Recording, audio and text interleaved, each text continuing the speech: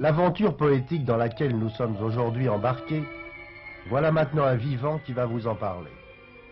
Jacques Bergier, spécialiste de physique nucléaire, certificat de service exceptionnel délivré par le président Truman, décoré par la France, décoré par la Russie, membre de l'Académie des sciences de New York, savant, vulgarisateur, poète, expert en réalité, parce que la réalité est fantastique. Jacques Bergier, depuis 5 ou 6 ans que nous travaillons ensemble, je crois, vous n'avez jamais cessé de m'étonner par l'étendue et par la variété de vos connaissances. Vous êtes la plus grosse tête chercheuse que j'ai jamais rencontrée. Et des savants, des philosophes, des journalistes, des vulgarisateurs font appel constamment à l'énorme bibliothèque qu'il y a dans votre crâne. Pour enfoncer dans le texte, nous aussi, nous voudrions faire appel à vous. La question, notre question est celle-ci. Sommes-nous les seuls, nous autres terriens, à hanter l'univers? Sommes-nous les seules intelligences dans le cosmos? Une question préalable. Les Russes et les Américains sont-ils les seuls à pouvoir explorer l'univers? La France va rentrer en scène à l'acte 2 du grand drame astronautique. Les fusées, à mon avis, ont fait leur temps, ont atteint les limites de leurs possibilités. Elles sont trop lourdes, trop encombrantes, trop difficiles à manipuler. Elles subiront les mêmes sorts que les dirigeables. Il fut un temps où les dirigeables étaient le seul moyen de la conquête de l'air. La même chose attend la fusée. Des machines plus souples, utilisant l'électromagnétisme ou l'antigravitation, vont la remplacer. Et là, la France a un rôle extrêmement important à jouer. Pourquoi? Les Français ont avancé leurs recherches sur l'antigravitation? Oui, ils sont très nettement en avance sur le reste du monde. C'est ce qui s'est dégagé de la conférence qui a eu lieu cet été sur ces sujets à Royaumont. On a en France pas mal de résultats expérimentaux et on approche de l'invention d'une espèce de dynamo qui transformerait non plus les mouvements en électricité, mais les mouvements en électricité, puis en magnétisme, puis en antigravitation. Bergier, il y a un propos que l'on entend souvent, même parmi les intellectuels, même parmi les poètes. À quoi ça sert-il d'espérer voyager dans les astres? Restons sur la Terre, c'est beaucoup plus intéressant. Je ne suis pas de cet avis. Je pense que le voyage dans l'espace a l'énorme intérêt de pouvoir nous apprendre avec certitude que nous ne sommes pas seuls, qu'il existe d'autres intelligences et même d'autres humains ou humanoïdes dans le vaste univers. Il est donc pas absurde d'imaginer que sur d'autres planètes, il y a d'autres vies, peut-être d'autres hommes? À condition de ne pas penser aux planètes de notre système solaire, pas sur Vénus, pas sur Mars, pas dans la Lune, encore moins dans Jupiter ou Saturne.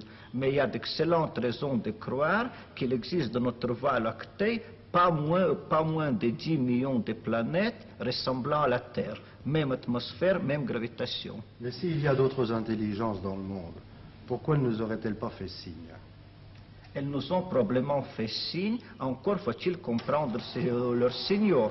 Ce programme de télévision sera certainement reçu dans 10, 20, 30 ans par d'autres intelligences. Mais comment le déchiffrer? Comment dans ce mélange de fréquences faire sortir des sons et des images? Est-ce que scientifiquement se pose la question de repérer des signes d'intelligence extérieure? L'université de Cornell à New York, sous la direction des professeurs Coxioni et Morrison, a un projet là-dessus. Ils comptent détecter dans les ondes qui nous viennent de l'espace des programmes de télévision, des signaux, des sons venant des planètes d'autres étoiles, venant d'autres hommes.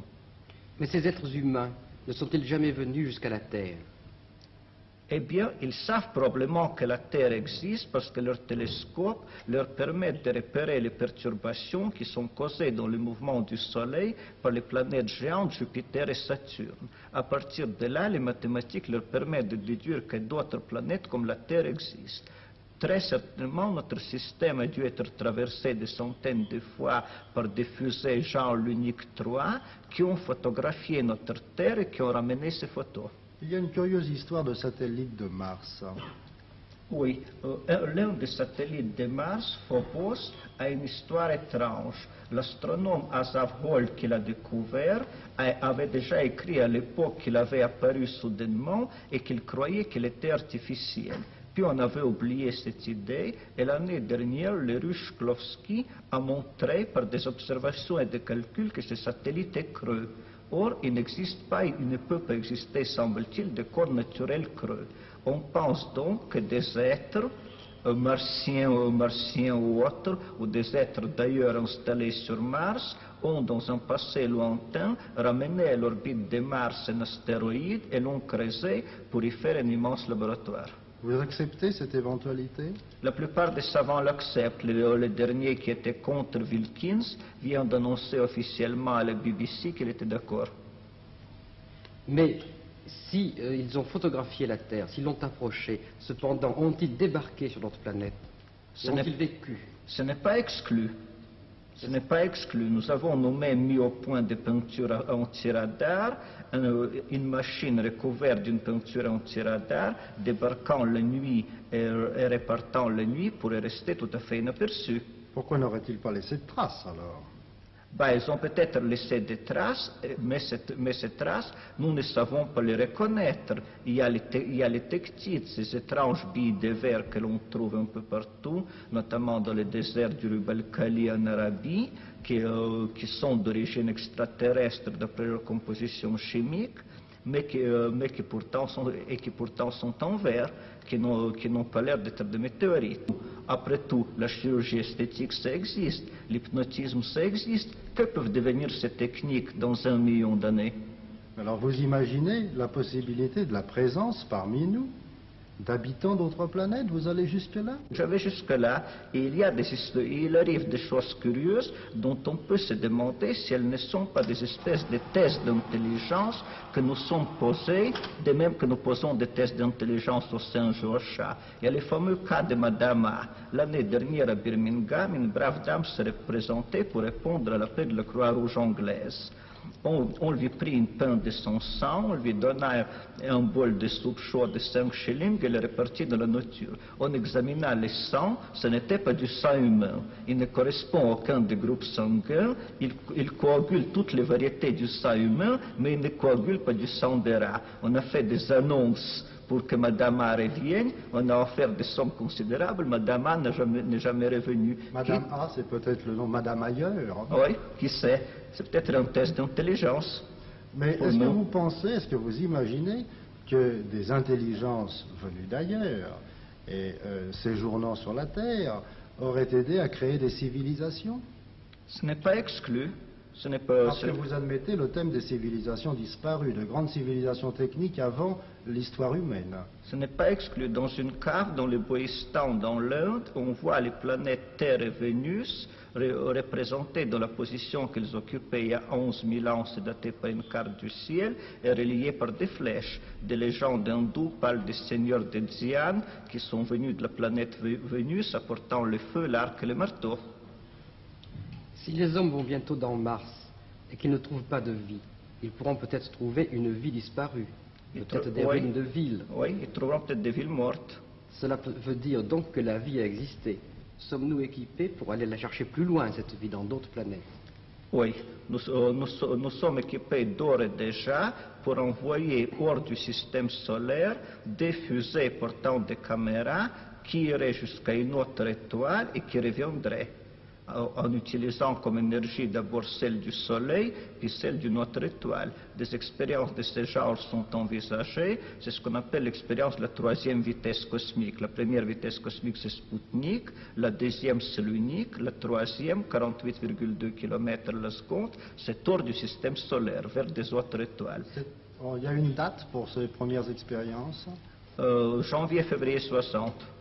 Janvier-février 60 pour envoyer des fusées hors du système solaire? Hors du système solaire. On pourrait rêver aussi que la vie sur la Terre aurait été déposée par des êtres venus d'ailleurs. C'est possible également, surtout que la vie ne cesse de nous surprendre. Témoin l'extraordinaire histoire qui vient d'arriver à Los Alamos. Ils ont un réacteur, l'Omega Ouest, qui marche à l'eau, à l'uranium et à l'eau.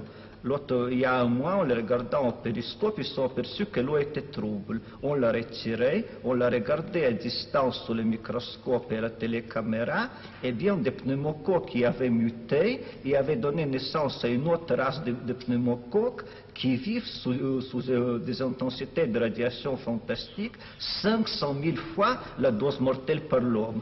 Si une telle chose est possible, n'importe quoi est possible. En tout cas, on paraît avoir démontré de la façon la plus scientifique que nous sommes nés d'un bombardement stellaire. La disparition des dinosaures, on l'a établi maintenant avec une quasi-certitude, est due au bombardement produit par une étoile nouvelle qui s'est produite il y a des milliards d'années, mais dont on a retrouvé la trace dans le ciel. Nous sommes les fils de cette étoile. Les mutations produites par ce bombardement, dont on connaît maintenant l'origine avec certitude, ont tué les dinosaures et nous ont créés. Nous sommes les fils d'une étoile, c'est une parole merveilleuse. Oui. Et peut-être cette étoile était-elle manipulée par des intelligences, qui sait? Ça me rappelle une très très belle parole de notre ami, le biologiste Loren Nestlé. Le professeur colombien. Le professeur à Columbia, et qui dans son dernier livre ose dire lui aussi, sommes-nous venus d'ailleurs et sommes-nous en train de nous préparer à rentrer chez nous à l'aide de nos instruments.